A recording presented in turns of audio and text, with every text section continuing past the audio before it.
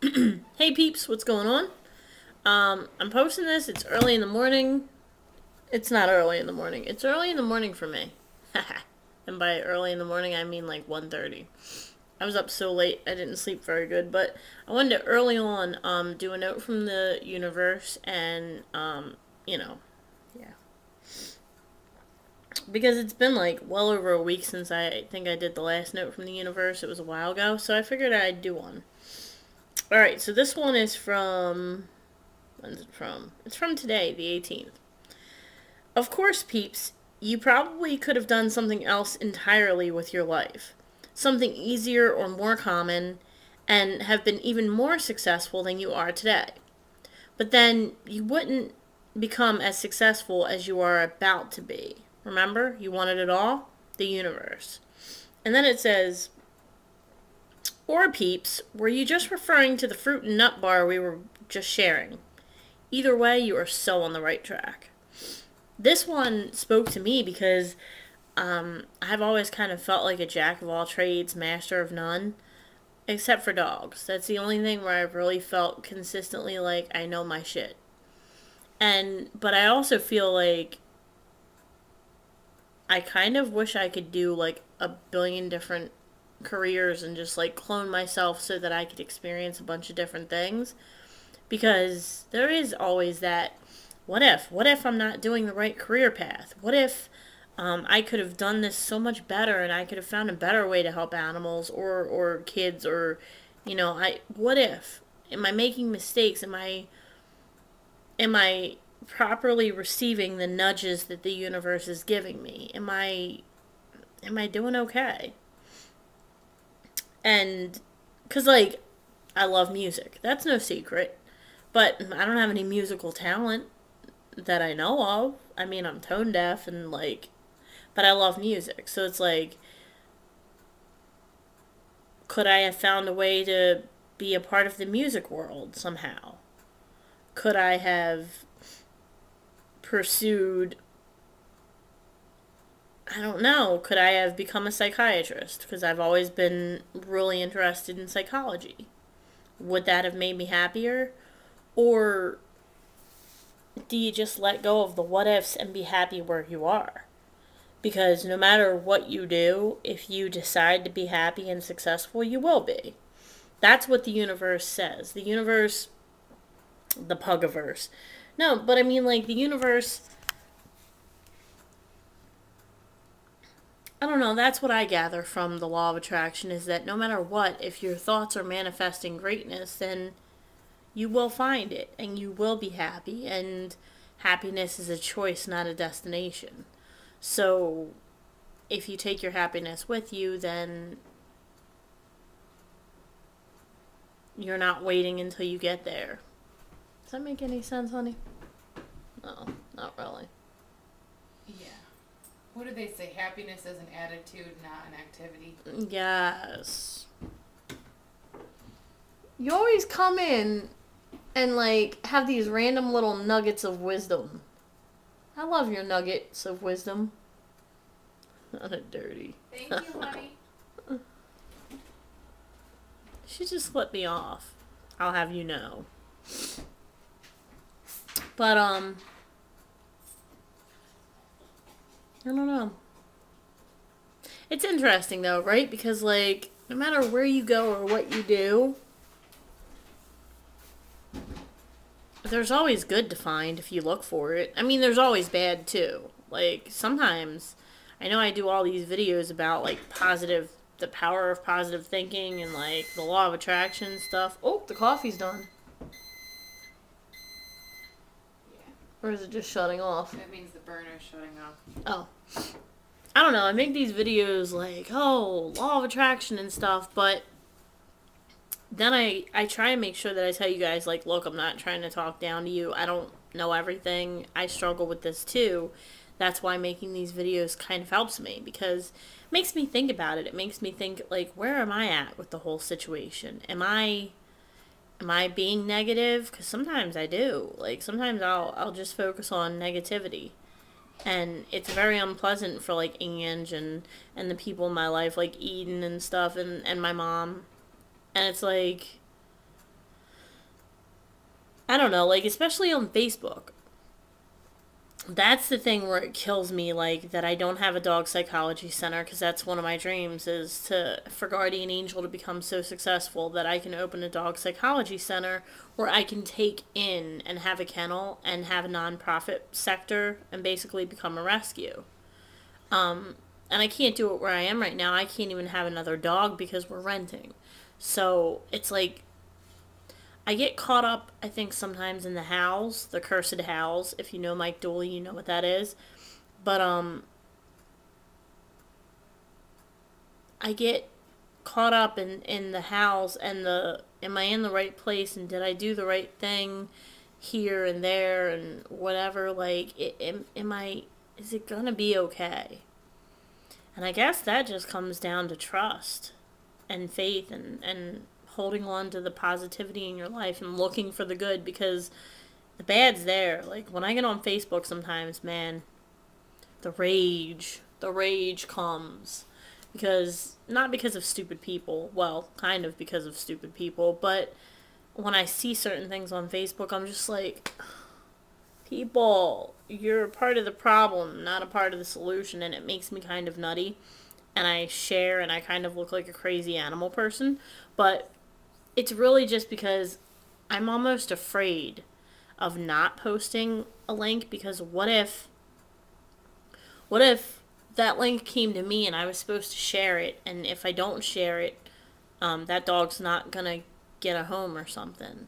Like, because it's all I can do, I feel like I have to do it. And any of you that are friends with me on Facebook, you'll know. Like, Elio, thank you so much for commenting and liking on those links. It's just so hard when you see animals that get lost, and like, you're like, oh my god, if that were Marvin or Daisy, I would not sleep, I would not rest until they were home. So I just feel so much for people that lose their animals. But the long story short is, my long stories are never short, but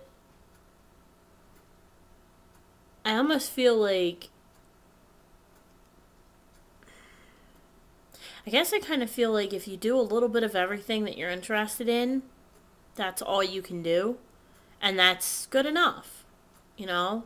Like, I don't have musical talent, but I can go into FL Studio and make kind of dubstep ish music. And I love doing that. Every so often, I'll do that, and it's just like so much fun. It's like amazing. And sometimes I'll make an art project, like I worked on my art journal and stuff, and that's just so much fun. But it doesn't make me money, it doesn't do anything except make me happy. And that's worth something. Even if it's not worth something, it's still worth something, right? How many of you do things that make you happy and make you wealthy here, but don't do anything for you money wise? And do you feel like it's a waste, or do you feel like you're investing time in your either in your psychological well being or in your mental health sanity? Like, I don't know.